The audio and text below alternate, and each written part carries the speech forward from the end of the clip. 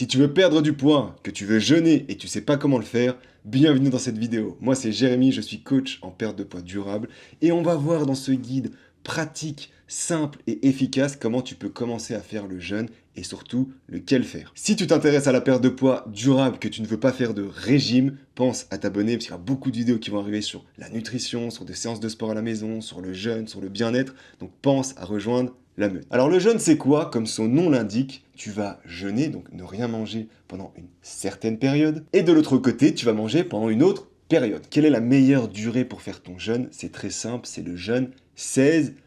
Si tu ne sais pas ce que ça veut dire, en gros tu vas jeûner pendant 16 heures et tu vas manger pendant la plage de 8 heures. Concrètement, dans la vie de tous les jours, comment ça se passe? Imaginons que ta dernière bouchée soit à 20 heures, tu vas attendre 16 heures de jeûne, donc tu vas dormir tranquillement, et le lendemain, tu vas manger à midi. Pareil, la dernière bouchée, si elle a 21 heures, tu comptes 16 heures, et là, tu vas manger à 13 heures, etc., etc. Pourquoi le jeûne 16-8 est le plus efficace? Parce que c'est le plus simple à mettre en place, ça c'est la première chose. Et la deuxième chose, c'est que ton corps va commencer à puiser dans tes graisses, la graisse viscérale, à partir de 10h, 11h, et entre 11h et 16h, c'est là où tout va vraiment s'activer, c'est là où ton corps va vraiment puiser le plus de graisse. Après 16h, ça fonctionne aussi, mais ça va être beaucoup plus épuisant pour toi et beaucoup plus relou à mettre en place. Donc reste sur un jeûne de 16-8, tu verras, c'est hyper efficace et simple. Quand faire le jeûne, c'est toi qui décide, ce que j'appelle faire le jeûne à la carte. Tu dois être flexible, tu dois être autonome. Donc si tu veux perdre du poids, perdre ton ventre, je te recommande déjà de le faire 1 à 2 fois par semaine pour voir comment tu te sens. Et petit à petit, tu peux monter les durées,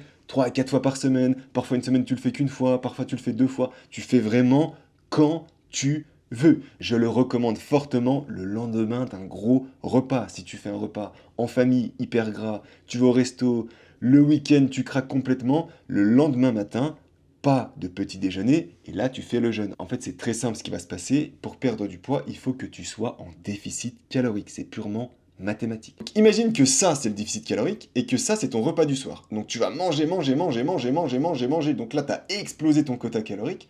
Tu vas dormir tranquillement la nuit, ça va baisser, selon la quantité que tu as mangé. Si tu reprends un petit déjeuner, ça va remonter. Donc du coup, tu n'es jamais sous cette barre du déficit calorique, pardon. Donc tu ne vas pas perdre de poids. Par contre, si tu jeûnes, regarde ce qui va se passer. On est ici. Déficit calorique, il faut que tu sois là-dessous. Là, c'est ton repas du soir. Tu manges apéro, charcuterie, raclette, burger, pizza, ce que tu veux, c'est le kiff. Tu vas dormir cette nuit. Tu vas dormir. Toi, ça, c'est la durée.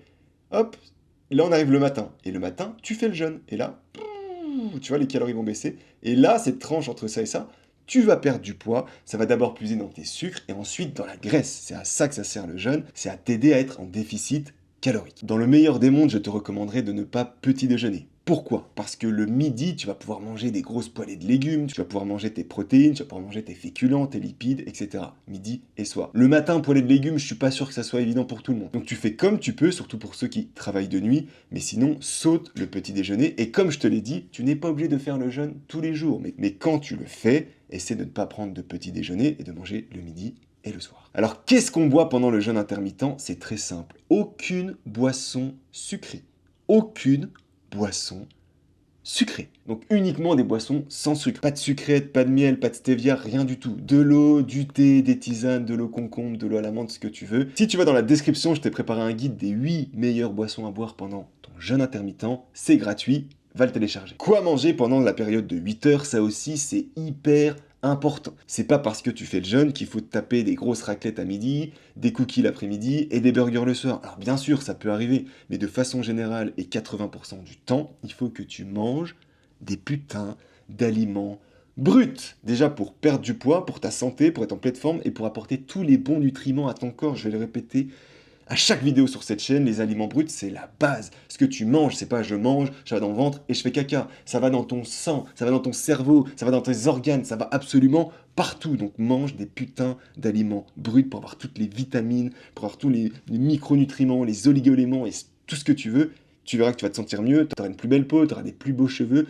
Tout va aller mieux dans ta vie, tu seras moins stressé, tu vas perdre du poids avec le jeûne et tout va s'illuminer. Donc mange des putains d'aliments bruts à 80% du temps. Des protéines à chaque repas, des légumes à chaque repas, la moitié de ton assiette, des féculents complets si possible, un quart de ton assiette, des fruits, des produits laitiers et des bons gras, tu peux mettre un petit peu d'huile d'olive, une cuillère à soupe, tu peux prendre du fromage blanc, du skyr en dessert, des fruits rouges, une pomme, une banane, peu importe, c'est hyper important que tu aies des repas équilibrés, où que tu sois, à la maison ou en extérieur. Et de temps en temps, je dirais 2 à 3 fois par semaine, tu te fais un kiff, les McDo, les pizzas, les soirées chez les amis, etc. Par contre, là, le lendemain, tu vas jeûner. Ou, imaginons que tu te fasses un gros repas le midi, le soir, tu vas t'adapter, tu vas manger beaucoup de légumes, comme d'habitude, ça change rien, ta part de protéines, parce que c'est hyper important, et les féculents, soit tu les enlèves, soit tu réduis uniquement quand tu te fais des gros repas le midi. Comment casser le jeûne? Ça aussi, c'est important, bordel! Ne commence pas avec du sucre ou des glucides ou ce que tu veux ou des gâteaux.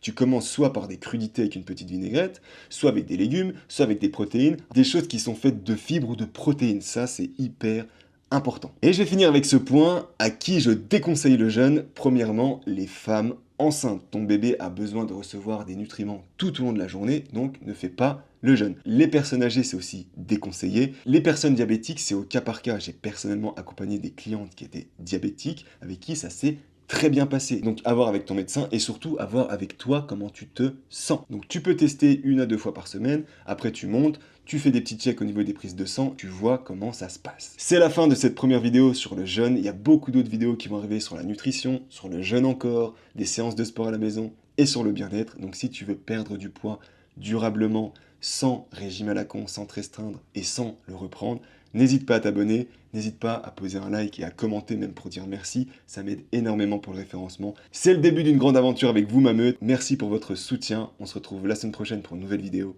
ciao.